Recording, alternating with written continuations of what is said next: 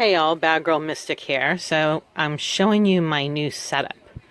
So we're going to go ahead, we're going to dive in today about the heart chakra cycle, but more specifically, we're going to talk about hand chakras and how it relates to art magic. So as you know, my art magic is channeled through coloring. Specifically, I use a Book of Shadows coloring book. I am a baby witch. I have 30 years of personal health and healing under my belt. But as far as following the the art of witchcraft, Halloween will be year 2 for me. So I have like a little footstool set up. I've got a couple yoga blocks because sometimes when I'm standing, I want to take the pressure off the hip, and I just kneel down on one of the blocks, and the blocks give it a little bit of security. So I went ahead and put some thoughts up, what I want to talk to you guys about, and made like a little map for myself with these post-its. So let's dive in. What we got here, art magic. And what is art magic? I mean, to me, it's basically focused creativity. I know women who write their affirmations down on a canvas. I used to do that when I did original art before I started painting, where I wanted the flow to take me. But one of the things that's really important about the heart, using art magic and going into a trance, a creative trance to receive and information specifically, or to just open up to whatever your spirit team, your guide, your supports want to give you. But we're tapping into the heart chakra cycle. We're tapping into emotions. One of the things that makes coloring such a great therapy is that you're engaging all your senses, especially when you work with crayons. If you're a kid and that smell has a lot of intense memories for you. But we're using our vision. We are using our sense of smell sometimes. And one of the things that's really important is to put music on with your right and left brain. I've got Spotify going with my list of favorites, but you have the colors activating your endocrine system, all your hormones, boosting your immune system. And then when you put music on, music engages the right and left brain. Once again, bringing up emotion. So creating a varied playlist from different songs throughout your life will help bring those shadows into a welcomed environment. That's what happens for me with art chakra, is it allows my shadows to come up and let me know kind of what's going on. So how are we connecting with our hand chakras? Like, are we clenching? Are our hands tired after we do art magic? Are we disappointed with our results? We don't have enough technique or dexterity, and shit happens. So let me show you today. This is my oops right there, big old hole in my planner, and I'm so bummed. Like, I was just loving the way this was turning out, and I was so excited, and this shit happened. So what was happening is I thought I had tried a new technique to blend in my watercolor pencils with a toothbrush, but this is very fine paper, and it got too thin, and then I try to fix it, and sometimes I am able to fix my tears with glue, but this time I just wasn't able to do it. So now I have a hole in my planner. Will I decorate around it? Probably. I'm still letting it dry. But once again, what it was is I wasn't focused. I was trying something new.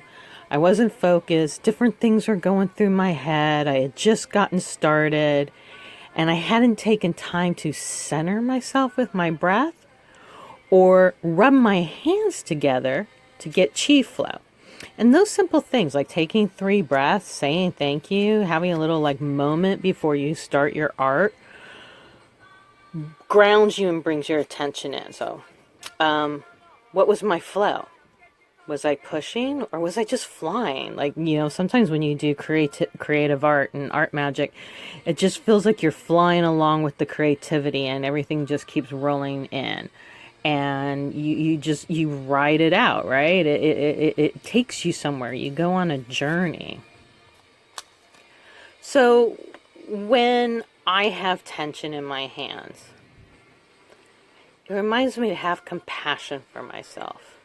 And this is something I'm still learning. As you know, I've talked about my own hand health. I'm wearing compression gloves right now. I had a lot of scar tissue that I was breaking up, and it created calluses. And with the coloring and jewelry making, everything else I do with my hands were overworked. So I needed to restore my hands. And what came up for me was a shadow memory from my family of that there had to be self-sacrifice for healing. Yeah. So I got rid of that, right? Needed to recalibrate that old belief. I no longer wanted to feel that I had to some way disregard, ignore, harm myself to get what I needed, right? Old trauma memory. Sometimes when you're healing childhood trauma, it's not just about the physical pain, but also about the beliefs that were taken on that continue to cause pain, that we have been ignoring because we lacked a practice, a space that was safe, that we could open up and start to let these emotions come through. So definitely shaking it off, laughed about it. Yeah, it sucks. Like, I loved where this was going. I love this page. This is my book of shadows. But at the same time, in the larger scheme of everything in life, in this moment, my needs are met. I am safe. I am in a space and an environment that not only am safe, that I love and I share with other souls that I love deeply. And that I have the resources and time and space to heal with creativity. And I share this to show that your creative practice can be very simple to be extremely powerful. And that these mistakes, once again, they're teaching moments. It's the shadows that you're going to find the most when something goes wrong. And then when you're really disappointed and upset that it went wrong, this is where that's a sign. That's like, follow this. Why are you butthurt? Why is this creating, like, it hit that chord, right? That and it's just vibrating through your body. So once we're able to see why there was incongruency, out of disconnect, lack of attention, then we can actually use the art to start to realign again. So once again, coming back to that grounding, the taking 3 breaths, rubbing your hands together to bring some chi in, and laying your hands on your work to move your own personal vibration and energy into what is in front of you and into your environment. So focus. Focus is purely like, I used to be someone who's like, I can't focus, like, I'm not worthy kind of thing. 20 lashes for being unable to focus. So I had to change that around. And one of my favorite breakdowns of this is like, what's your intention? 3 words or less. What's your intention? My intention is to do coloring therapy to heal my nervous system from past trauma and spark my joy, which helps build my immune system and also gives me a lot of joy, and I'm interested, and it is something that is a wonderful way for me to put my effort and time. I talked about yesterday, like, oh my God, what if this was my last day on earth and I denied myself coffee for some stupid reason? Like, I don't want to be coffeeless on my last day on earth.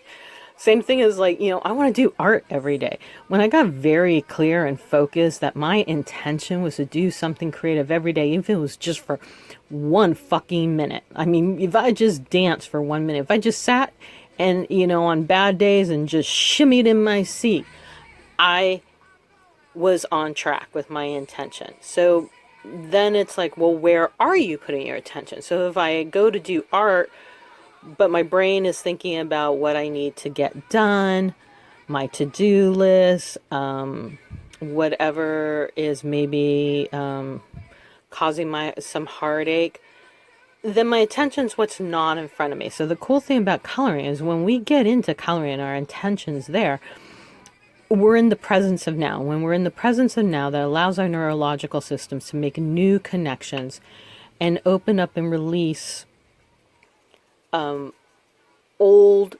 emotion that is held on a cellular level, and that, you know, panic that that helps us release the habit of staying in that place of tension. So at the end of my art therapy, one of my favorite things to do is hand love. And what I mean by that is, you know, give your hands some love. Once again, rub them together, build some chi, lightly, gently thank each finger, thank your hands, just lightly. You know, what you're looking for is not hurt so good, you're looking for feel so good. The softer, the more caring, the more compassion you can put into what your hands give you and do for you daily. Get some essential oils. Get some coconut oil, get some almond oil, get some castor oil, olive oil, and massage it into your hands all the way up your arms, past your elbows.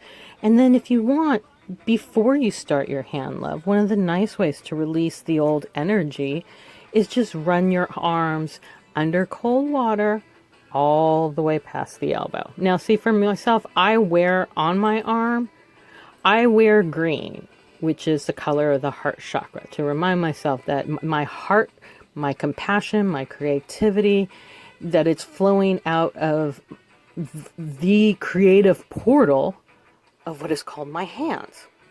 So if you want to know more about hand chakras, I did put an article up on Bad Girl Mystic page today about hand health. And yeah, just backing away again. This is working pretty good. It's still a little weird, but I dig it. There's a chihuahua. Oh wait, let's see. And there's another chihuahua. All right. Peace out, you guys, and share with me share with me if this is helping you take your magic to another level. Mwah. Catch you on the flip side.